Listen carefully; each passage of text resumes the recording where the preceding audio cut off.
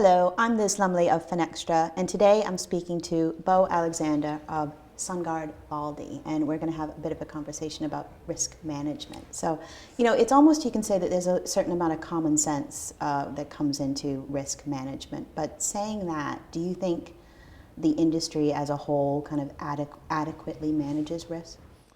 I believe that there are individual pockets within the industry, whether it be by asset class, by a trading unit, industry participant level, that are adequately covered.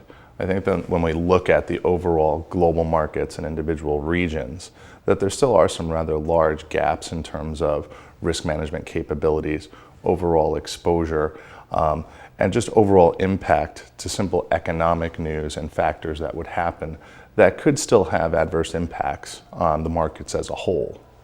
We see that there is large efforts to cover risk and aggregation within independent units. We still see a lot of struggle on the overall high level firm or institution aggregated number across multiple products and regions as to how well they're actually managing their exposure and their moment-to-moment risk against markets and counterparties.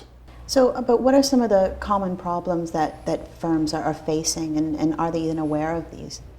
I think that one of the biggest problems that market participants have today is probably an over-reliance on technologies. Mm-hmm.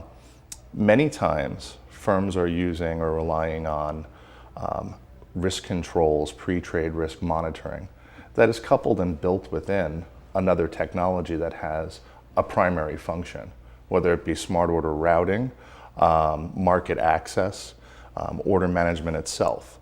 Coupling and building risk controls on top of those types of functionalities to serve a regulatory purpose or to serve a control purpose lends itself to failure with the amount of changes that are constantly introduced into software based on regulation, based on competitive advantage, and a firm's business model. Having your risk controls embedded in a continuously changing software really lends itself to the propensity that if the software fails, so do your risk controls. So we look at it more or less, or our view is that risk management should really be an independent process, something that isn't an afterthought for another function or technology. It really should be an independent audit, technology auditing technology, so that a firm and an institution is actually safeguarded against the impact of devastating market conditions.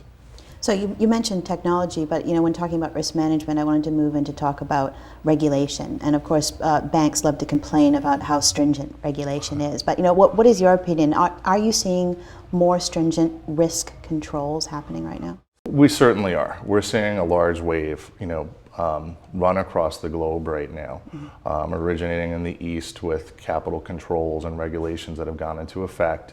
And they're mandating adequate controls be in place to monitor risk on a pre-trade basis, to have adequate market access controls. The definition of adequate, as we've seen, varies, from participant to participant, firm to firm. As that concept is kind of growing and is kind of leapfrogging from region to region, you see from the US to Canada to Europe to Asia, you're seeing a little bit of variety and a little bit of flavor, but you're actually not seeing any type of uniform controls come into place. So I do see the direction of the markets being where after sort of this first round of regulatory reviews and still continued incidences within the global marketplace of failures, of firms exposing the market to excessive risk, market disruption, I certainly see that there's probably the propensity that we're going to have a more directed guideline as to how risk should be managed and to the viewpoint that the industry should be taking for it.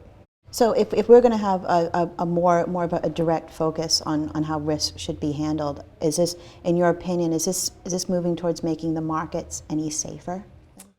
Well, the markets themselves are always designed on speculation. People enter the market with the hopes of maximizing their profits, their revenue, increasing their income. For somebody to be successful and somebody to be the winner, somebody always has to be on the other side of that and be the loser.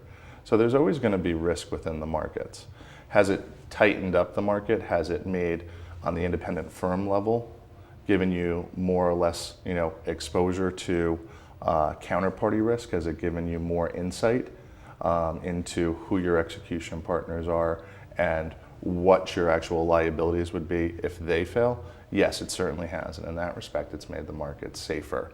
However, has it protected the markets overall from any type of event that could ripple across? No, not really, because there is a big factor missing in that there is a lack of an aggregated level across the markets themselves. Mm-hmm. So while individual participants may or may not be adhering to very strict guidelines on their capital, their scrutiny on their counterparties and their execution providers, you still have the propensity that there may be that one out there who really simply is not as strict with their guidelines, may be diffusing liquidity across multiple providers. So they're just leveraging their execution relationships to expand their capital limitations. So there really is still sort of that hole. And until we see sort of a more consolidated viewpoint of individual market risk, I think that the industry still does have some liabilities. We'll see what happens. Excellent. Thank you very much. Thank you.